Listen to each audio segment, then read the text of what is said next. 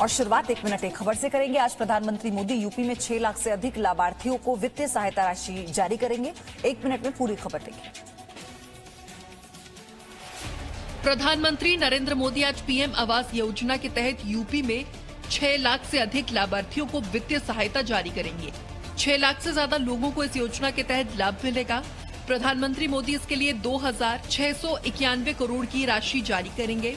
प्रधानमंत्री video conferencing के जरिए लाभार्थियों को राशि जारी करेंगे। योजना का उद्देश्य है वर्ष 2022 तक सबके लिए घर यानी हाउसिंग फॉर ऑल, मुख्य ग्रामीण इलाके के लोगों को सस्ता घर उपलब्ध कराना। आज इस योजना के लिए राशि जारी करते हुए प्रधानमंत्री चित्रकूट के कोह गांव की महिला राजकुमारी से वीडियो कॉन्फ्रेंसिंग के जरिए संवाद भी करेंगे। संवाद के लिए प्रशासन ने गांव में हर तरह की तैयारी कर ली है। वीडियो कॉन्फ्रेंसिंग के माध्यम से बात करेंगे और इनको कौन कौन सी शासकीय सहायताएं प्राप्त हो चुकी हैं उनके बारे में इनसे जानकारी प्राप्त करेंगे। जो भविष्य की इनकी योजनाएं हैं उनके बारे में बातचीत करेंगे। आज किसान और सरकार के बीच 10वें दौर की वार्ता होगी। नए कृषि कानून पर किसान संगठन और सरकार के बीच आज 10वें दौर की वार्ता दोपहर करीब 2 बजे विज्ञान भवन में होगी। इससे पहले दोनों पक्षों के बीच 9 दौर की वार्ता हो चुकी है, लेकिन कोई भी नतीजा नहीं निकला था। सूत्रों के हवाले से खबर है कि एक बार फिर सरकार किसान संगठनों से तीनों कानून का विकल्प बताने की बात कहेगी। साथ ही सरकार चाहेगी कि संगठन तीनों कानूनों के हर खंड पर चर्चा करे। साथ ही सरकार तीनों कृषि कानून राज्यों पर छोड़ने का विकल्प पेश कर सकती है। अगर संगठन आंदोलन खत्म नहीं करेंगे तो सरकार आगे बढ़ने की संभावनाओं पर रोक लगा सकती है। इस बीच आज दिल्ली पुलिस और किसानों के बीच तीसरे दौर की बैठक भी होगी, जिसमें 26 जनवरी को होने वाली ट्रैक्टर रैली को लेकर चर्चा होगी।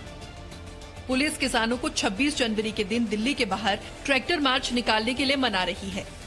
आज सुप्रीम कोर्ट में ही दिल्ली पुलिस की ट्रैक्टर मार्च निकालने वाली अर्जी पर सुनवाई होगी।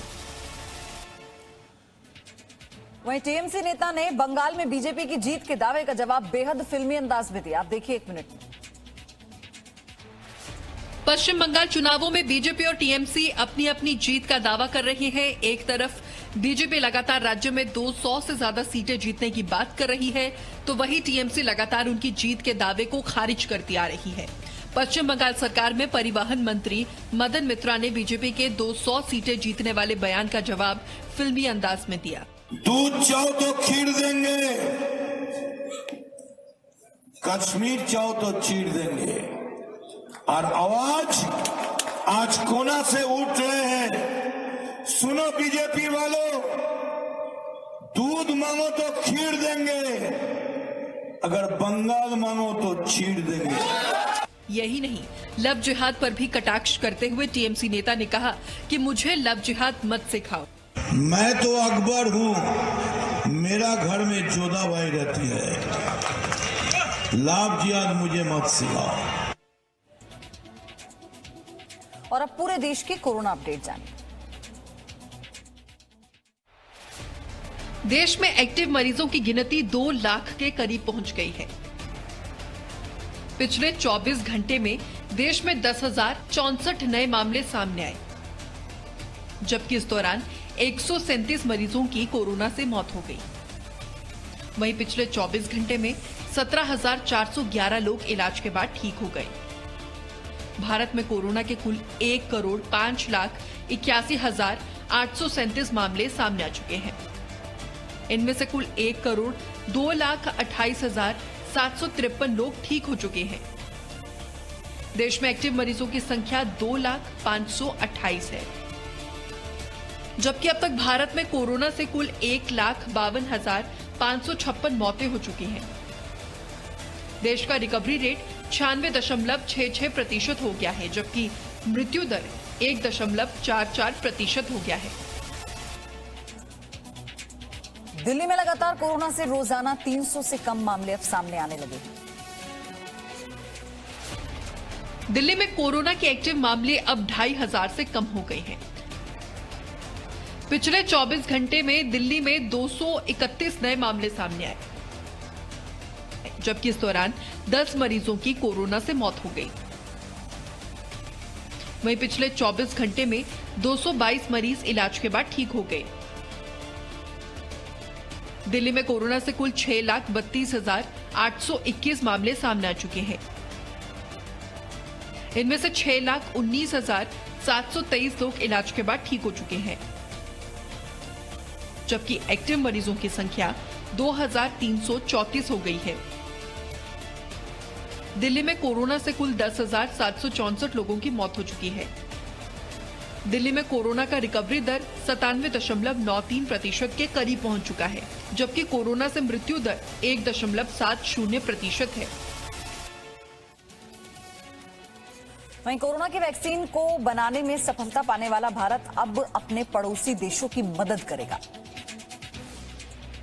भारत में वैक्सीनेशन का पहला दौर जारी है। ऐसे में अब भारत ने अपने पड़ोसियों को वैक्सीन देने का फैसला कर लिया है। सबसे पहले पड़ोसी राष्ट्रों भूटान, बांग्लादेश, नेपाल और मालदीव जैसे देशों को वैक्सीन भेजी जाएगी। श्रीलंका में फिलहाल रेगुलेटर की मंजूरी नहीं दी गई है। मंजूरी मिलते ही भारत वैक्सीन भेजेगा। अफगानिस्तान में भी फिलहाल रेगुलेटर की मंजूरी का इंतजार है। वहीं भारत अपने मित्र देश सेशेल्स को आज से वैक्सीन भेजना शुरू कर देगा। देश अपने घरेलू जरूरत का ध्यान रखते हुए चरणबद्ध तरीके से मित्र देशों को वैक्सीन उपलब्ध कराता रहेगा। इससे पहले देश ने कोरोना काल में भी मित्र देशों को जरूरी सामानों समेत दवाइयां भेजी थी। भारत ने महामारी के दौरान कई मित्र राष्ट्रों में स्वास्थ्य सुविधाएं मजबूत करने के लिए स्वास्थ्य कर्मियों को ट्रेनिंग की सुविधा भी दी थी।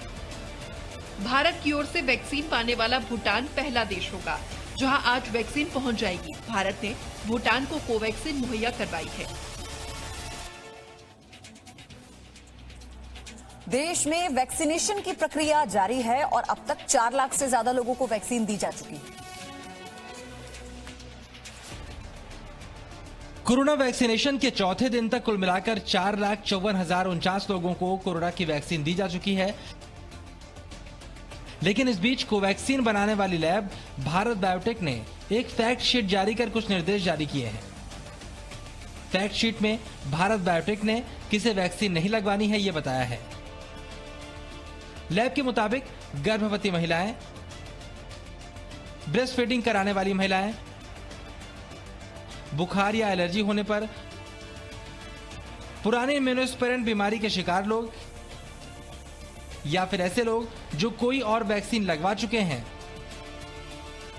इसके अलावा ब्लड थिनर दवाएं लेने वालों को भी वैक्सीन लेने की मनाही है।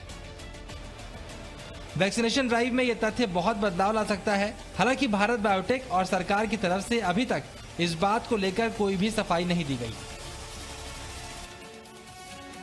मौसम विभाग ने दिल्ली और उससे सटे आसपास के राज्यों को ठंड को लेकर अलर्ट जारी किया है। 1 मिनट में खबर देखिए। न जाने पिछले कई दिनों से दिल्ली समेत पूरे उत्तर भारत में ठंड और कोहरे की डबल मार पड़ रही है और अब मौसम विभाग का कहना है कि इससे फिलहाल राहत मिलने के आसार नजर नहीं आ रहे हैं। विभाग ने अलर्ट जारी करते हुए ये कहा कि 22 जनवरी तक उत्तर भारत के हालात ऐसे ही रहेंगे। अभी दिन का तापमान सामान्य से करीब 4 डिग्री नीचे चल रहा है, जबकि दिल्ली का तापमान गिरकर 3 डिग्री तक जा सकता है। हालांकि कोहरे से फिलहाल राहत मिलेगी। उत्तर पश्चिमी से चलने वाली हवाएं उत्तर भारत में अपना असर दिखाएंगी। यह हवाएं रात के तापमान में गिरावट लाएंगी। अगले 3 से 4 दिन में दिल्ली का न्यूनतम तापमान 3 डिग्री तक जा सकता है। पिछले कई दिनों से दिल्ली घने कोहरे की चपेट में है।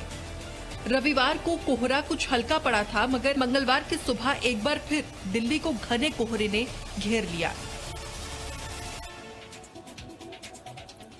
भारी बर्फबारी के कारण केदारनाथ धाम बर्फ की 3 फीट मोटी चादर में ढक चुका है।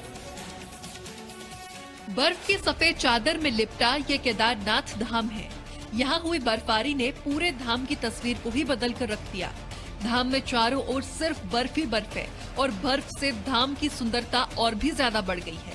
बर्फबारी के कारण नवंबर माह से धाम में होने वाली सभी कार्य भी बंद हैं। केदारनाथ धाम से पूर्व में ही सभी मजदूर और सुरक्षा जवान लौट आए हैं, लेकिन केदारनाथ में एक ऐसे साधु है जो बर्फबारी और भारी ठंड के बावजूद भी वहां मौजूद है और बाबा की भक्ति में लीन है। केदारनाथ धाम के आगे साधना में लीन ये साधु बलराम दास जी महाराज हैं। केदारनाथ धाम से 2 किलोमीटर दूर गरुड़ चट्टी में तो दिन के समय केदारनाथ में रहते हैं और बाबा की भक्ति करते रहते हैं। बर्फबारी हो या ठंड, इनकी भक्ति कम नहीं होती है। आप तस्वीरों में भी देख सकते हैं कि बलराम दास महाराज केदारनाथ मंदिर के आगे बर्फ के ऊपर बाबा की भक्ति में बैठे हैं। ये साधु पिछले कई वर्षों से शीतकाल के समय केदारनाथ में रहते हैं। बिहार के पूर्णिया में 2 छात्राओं ने खराब केले से भी गुड़ बनाने की तकनीक इजाद की है। आमतौर पर घर में रखे केले जब सड़ जाएं, तो लोग इसे बेकार समझकर फेंक देते हैं, मगर पूर्णिया की 2 छात्राओं ने ऐसे केलों से गुड़ बनाने की तकनीक निकाली है। इससे अब खराब केलों से गुड़ बनाया जा सकेगा। इन दोनों ने मिलकर बहुत ज्यादा पके हुए केले जिसे फेंक दिया जाता है, वैसे गले हुए केलों से गुड़ बनाने की एक विधा विकसित की है। इस विधा में इन्होंने यह बताया है कि गले हुए केले से उसके रस को निकालकर उसे पकाकर गुड़ का रूप दिया जा सकता है और वो बहुत ज्यादा ही पौष्टिक गुड़ है। इन छात्राओं की इस तकनीक को 28वीं राष्ट्रीय बाल विज्ञान कांग्रेस प्रतियोगिता में राष्ट्रीय स्तर पर चयनित किया गया है। साथ ही कृषि विश्वविद्यालय सबोर के वैज्ञानिकों की देखरेख में इसकी गुणवत्ता परखी जा चुकी है। वैज्ञानिकों का मानना है कि इससे गुड़ के आसमान छूते दामों में भी कमी आएगी। वहीं सवाई माधोपुर स्थित रणथंभौर नेशनल पार्क में सैलानियों को दिल दहला देने वाला एक नजारा दिखाई दिया।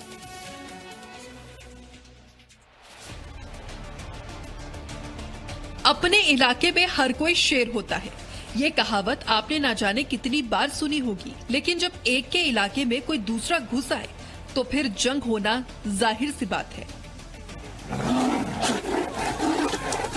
ऐसा ही एक जोरदार संघर्ष सवाई माधोपुर स्थित रणथंभौर नेशनल पार्क में देखने को मिला, जहां 2 भागिन रिद्धि और सिद्धि ने आपस में इलाके पर धाक जमाने के लिए जमकर लड़ाई की। लड़ाई भी ऐसी कि इनकी दहाड़ से गूंज पूरे जंगल की शांति को भंग कर गई। हालांकि दोनों भागिन एक ही मां की संतान हैं, लेकिन इलाके पर अपना अधिकार जमाने को लेकर आज दोनों एक दूसरे से भिड़ गई। इनकी इस छोटी सी जंग को देखकर एक बार तो सैलानी भी सहम गए।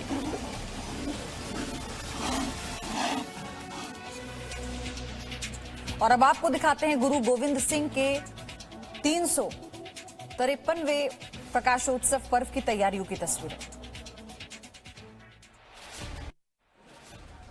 हिमाचल प्रदेश के पांवटा साहिब में गुरु गोविंद सिंह के 353वें प्रकाशोत्सव पर्व की तैयारियां शुरू हो गई हैं। गोविंद सिंह जी के प्रकाश पर्व के लिए गुरुद्वारे को सजाया जा रहा है। मान्यता के अनुसार पांवटा साहिब को सिखों के 10वें गुरु गुरु गोविंद सिंह ने बसाया था। कोरोना महामारी की वजह से इस बार बस अखंड पाठ का ही आयोजन किया जा रहा है। देश के अन्य राज्यों से आने वाले श्रद्धालुओं के लिए भी गुरुद्वारे में ही सारा इंतजाम किया जा रहा है। आज से तैयारियां शुरू हो चुकी हैं। तो श्री गुरु गोविंद सिंह जी महाराज जी के प्रकाश पर्व की जो तैयारियां हैं वो आज शुरू कर दी गई हैं। जम्मू के पुंछ में भी भारी सुरक्षा के बीच गोविंद सिंह के प्रकाश पर्व पर नगर कीर्तन का आयोजन हुआ, जिसमें भारी संख्या में महिलाएं, पुरुष और बच्चे भी शामिल हुए। जो नगर कीर्तन है गुरु गोविंद सिंह जी पातशाह जी के संबंध में निकाला गया, जो कि सिख कौम के हमारे 10वें गुरु थे। पुंछ में हुए इस नगर कीर्तन कार्यक्रम में बच्चों ने तलवारबाजी के हुनर भी दिखाए।